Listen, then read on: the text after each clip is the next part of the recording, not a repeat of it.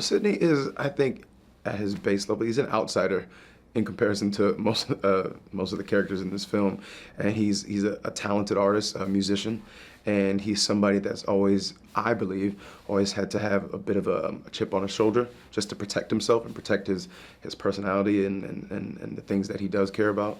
And in the moments in the film that we are able to see a kind of inside view of who Sydney is, I think it goes by so quickly just because based off of the conversations Damien and I had about him, we don't want to ever give off too much about Sydney. I think it's fun when an audience gets to kind of try to figure out who this person is. And I think most of the time that we do see Sydney in the film, it's this image that he's portraying to protect himself.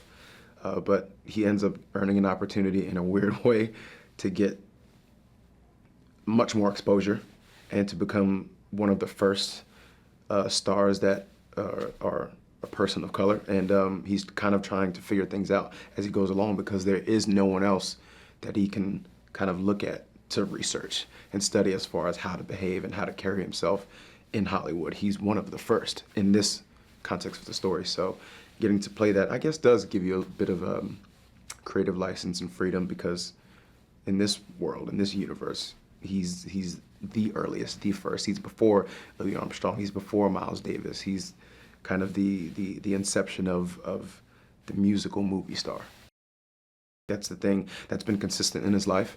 Perhaps maybe not love or friendship or companionship, loyalty, whatever, but I know that in his heart, and again, these are among the conversations that me and Damien try to have about Sydney, is that at the end of the day, he always has his music, he always has his horn. So as much as you get to see Sydney, whenever he's holding the trumpet, I wanted it to feel like that was like a piece of him. And that's something that he wasn't easily ready to, disregard or not pay attention to. I think the biggest obstacle for me was to remain focused because there were specific shots where Damien really wanted to zoom in on my playing. And if I just let my eyes wander or if I just took my focus off for a moment, you could run the risk of, one, being out of line of the mark that they really absolutely need you to be perfect on so that the camera's there, or the camera could hit you, which I did not want. I don't think anybody wanted that. So I was trying my best just to center myself and focus. This is a person who's a minority who's coming into a predominantly white industry, and he's, I think more than anything, Manny and Sydney connect just off of the pure hunger of survival and wanting to be able to take care of themselves and to possibly take care of their families. I think Sydney respects that. I don't think Manny's the type of person, at least when they first meet, that's going to try to pull a veil over your eyes. I think he's a straight shooter. He's hungry and he's intuitive and he's clever, but I think that there's definitely a connection of respect for Sydney towards Manny and vice versa, I think. My coach that I ended up bringing on, Dan Fanero, brilliant trumpet player, so brilliant, but more importantly, so patient with me because it's so hard learning an instrument if you don't read music. So we really had to find a practical way of him transcribing the music for me, which again, brilliantly composed by Justin, who I'm also a fan of. So it's really cool to get to play some of the songs off of a soundtrack from somebody who I've listened to all of his soundtracks. It's really cool. But yeah, we found a number system for the valves and just being able to learn it by visual memory. So my teacher would play it on a high definition camera, and it would be in person. I'd be there in person, but I would take the videos home, take the music home, and just have to learn it and commit it to memory, watching it over and over and over and over and over and over and over again until I was sick of the song.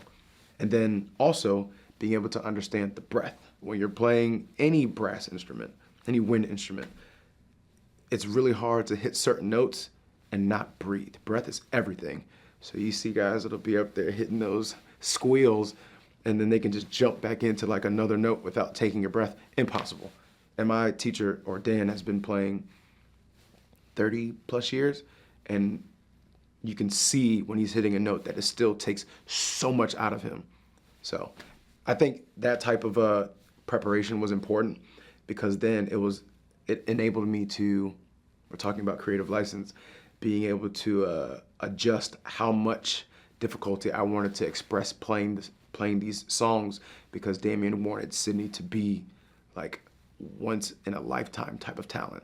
Like he's able to hit that high C or that transition with half a breath, where the average player would need a breath and a half or 2 beats of breath. He can quick back into it again. So to be able to fine tune it, you have to learn everything.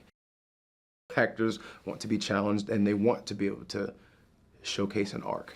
I think if you're playing something one-noted, it would be easy to become bored and less enthused about coming to work every day. But again, to kind of piggyback on the prior question of why I took on the job, is because one, I was getting to surround myself with artists that I really respect, and that I've watched since I was young. But being introduced to new talent as well, and just getting to be involved in something that absolutely needed to be achieved or could only be achieved with a team effort. You know, it's easy to jump into something and you have like one star and it's like, well, it lives or dies on that one person. But having a machine where every small piece of equipment needs to work in unison for it to be successful, that's kind of like cool. Like I'd like to be just that little piece right there that helps that piece, that helps that piece, that helps that one, so that we make something beautiful. It's like an orchestra. It sheds light on what we're seeing in real life. I think that it's the opportunity for diversity to be able to bring new aspects and new stories to the limelight, and I think we get a piece of that in the scene where, you know, they're like, oh, what we're hearing, there's a heightened interest in Negroes in films and things like that. I think that can literally be mirrored to the transition of making a conscious effort to tell different stories by different people from different walks of life. And it's just a showcase of what not to do, of not to just do it for the sake of, again, virtue signaling and for the novelty of it, and then tossing it aside and going back to what always works. I think it's always going to be of everyone's best interest to keep things interesting, tell stories that we haven't heard before.